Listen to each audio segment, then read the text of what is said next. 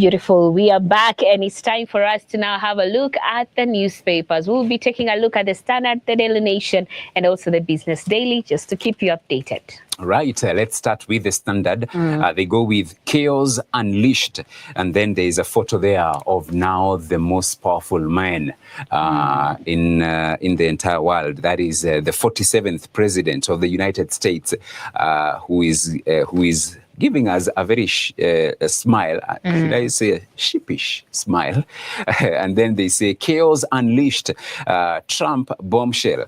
Now, as Americans celebrated the inauguration of their 47th president, the world was left in shock and is yet to recover after Donald Trump issued 26 executive orders, 12 memoranda, and 4 proclamations that will drastically change lives and upset the world order. It's a story you can read on pages 3, 4, 5, 6, and 7. And some of the executive orders issued by Trump was, number 1, he directed U.S. withdrawal from Paris Climate Agreement, a move with serious environmental consequences.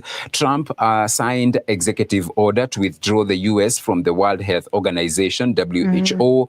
President declared a national emergency, that is a national energy emergency, to expedite the development of fossil fuel infrastructure and oil drilling. And then the 4th one was Trump issuing executive order titled Defending Women from Gender Ideology, which recognizes only male and female genders. And there are some executives here from the UN Climate Change saying the door remains open to the Paris Agreement and we welcome constructive engagement from any and all countries.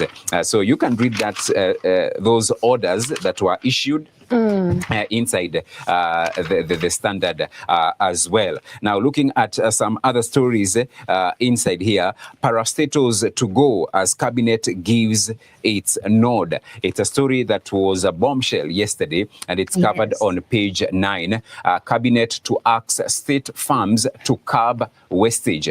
Cabinet recommends 9 state corporations to be dissolved. Functions of 16 others will be moved to private sector or wound up. It's a story that you can read on page 9, and of course it has far-reaching consequences because, but of course some of them indeed there are wastages, because the 9 to be dissolved are the Kenya tsetse fly and Trypanosomiasis Eradication Council.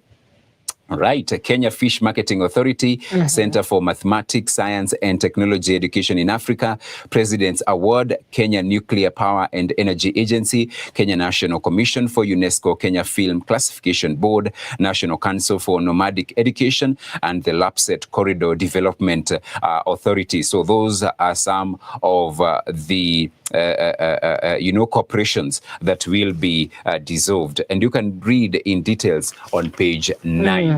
Yes, and actually the same is well covered on pages 4 and 5, and that is on the Daily Nation.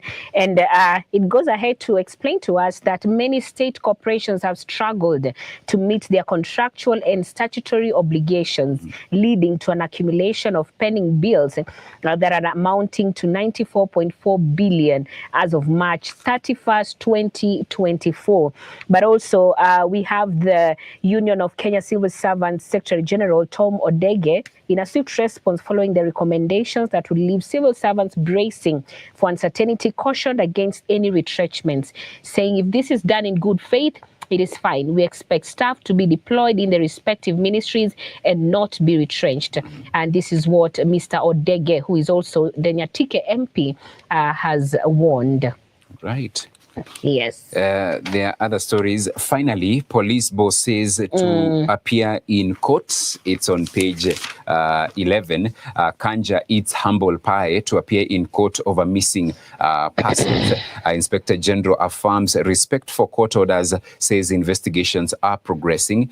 Despite numerous court orders, IG and the DCI chief have failed to explain disappearance of youths. It's on page 11. And page 10, Masengeli gets 14 days to defend his job in case seeking his removal. Petitioner claims the deputy police boss has snubbed court several times, but his lawyer sought 7 more days to reply to the petition.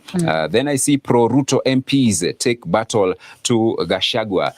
So it's on page 8, and Ruto Uhuru war of words revives talk about their Ishaweri meeting. Ruto Uhuru meeting sparked alliance speculation, contradicted by statements and appointments. Uhuru urges Ruto to respect rule of law, democracy, and address Kenya's issues. And then on his part, the president said, our young people deserve the best from us as parents, government, and leaders. We don't need to incite our children to engage in violence and chaos. And of course, that story, pro-Ruto leaders plan to expose Gachagua over divisive politics.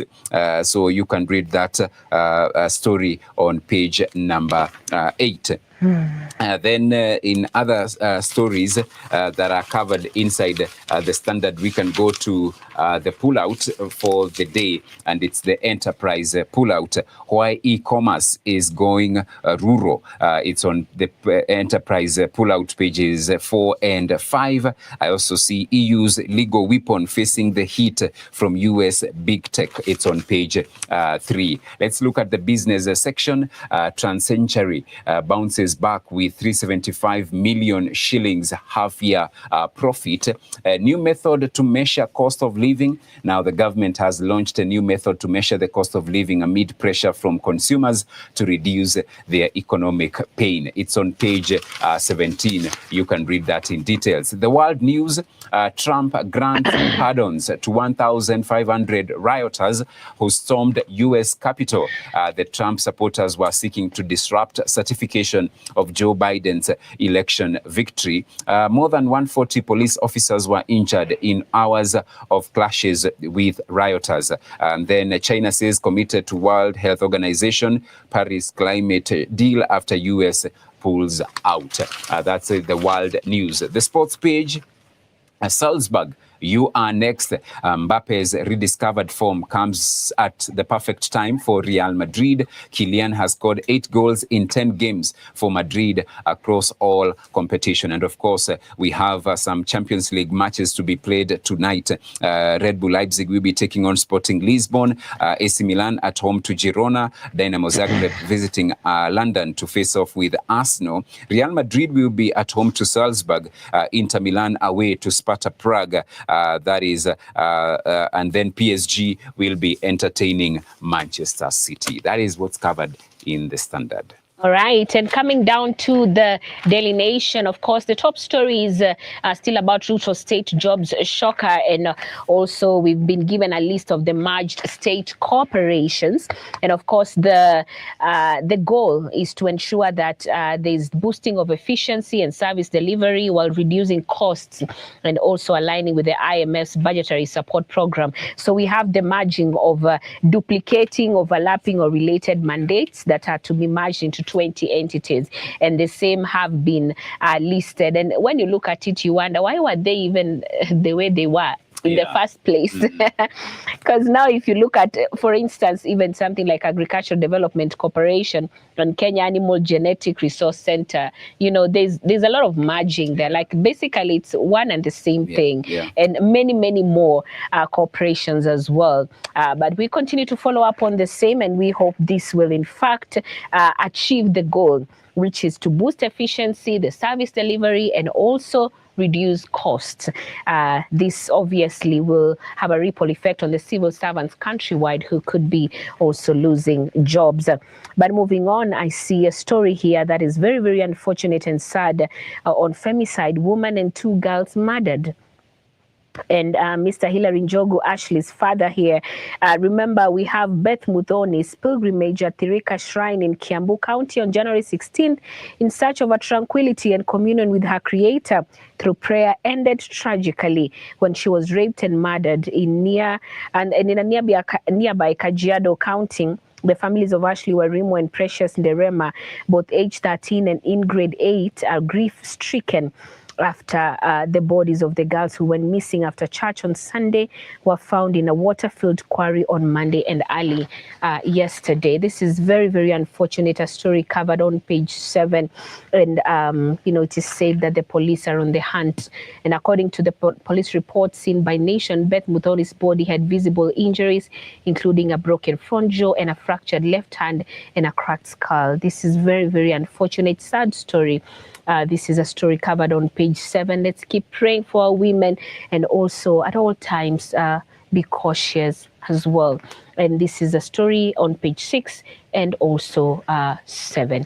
And moving on, the top page also is covering 189,000 teachers in scramble for 25,000 promotion posts. So tutors from across the country send in their applications for 9,179 positions in post-primary schools and 16,109 slots in primary schools advertised by their employer. Page 2 is covering politics was his cup of tea, says mother of President of Molo. So protests erupted in Elbagon following the murder of activist Richard Otieno. Story covered on page 2. Area police boss says they are yet to arrest any suspect, but adds that they have a lead that they are following. Hopefully justice will be served. By the way, Gigi, how was the experience of your last born's first day in school? It was mixed emotions for him. Yeah, one, he was okay. Then he realized I'm actually not spending the day with my parents and my siblings. Yeah, because he thought tunaenda tukae shule sisi wote. Oh, so no. Was a challenge. Was a battle for him to trust again. Yes. That you're taking him to a good place. Yes. Yeah, but I asked that because the parenting DN2 today is parents share how their children's first day of school went down. And this is a story covered on the DN2 page 1. Francis Otieno here says she was excited to see other children in their uniforms and happily waved us goodbye. It was a proud moment for me. She handled it better than I did. Saa zingine unaona guy huyu mtoto hata kumbe nika alikuwa anangojea atatoka kwa nyumba lini. Yeah, it is tough. It is tough waking her up. Seeing her struggle with sleep breaks my heart, but she has to adapt. Another challenge is doing homework together. Oh my, kwanza hapo kwa kurauka. How is Carl with that? Well, he's getting used to it. He's not so badly off. Yeah. Good thing is that they're not supposed to report to school that early. Okay. Yeah, so at least he wakes himself up. Yeah. That's good. It's a blessing. Wengine wanaona watoto wakistruggle and it's a struggle for them as well. But anyway, the back page here is covering teachers' battle for 25,000 slots. You can look at that. And moving on, the sports page, Cheche eyes back-to-back World Cup appearances. Page 26, Bon Munro, that is Canadian, who bestrode Kenyan football scene like a colossus. And with the success of MYSA, he founded Mathare United FC in 1994, and the team quickly shook the established club football order. So, he passed on quite recently, and this is just a story that is covering the many things, or rather, we would say the legacy that he left behind, a story on page 26. Yep. Then the Business Daily, Treasury moves to take over T-bills bonds from CBK. The National Bureau of Statistics also now wants separate food fuel in inflation figures, and how Trump order leaves Ruto-Biden deals in limbo.